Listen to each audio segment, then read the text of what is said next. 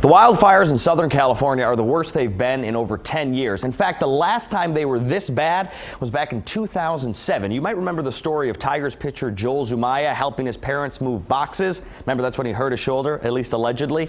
Well, this is the worst they've been since then.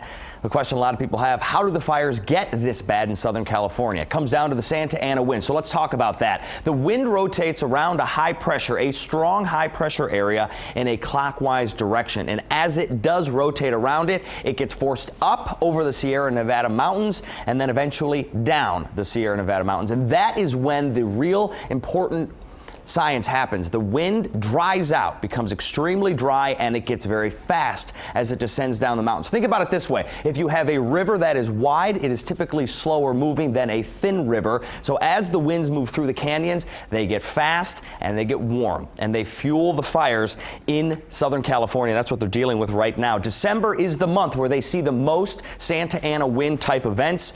Those wind events typically average about 10 per month. So this is the time for them to see them. Now, usually they only last 24 hours. This wind event is not. How long will it last? We'll talk about that at 6.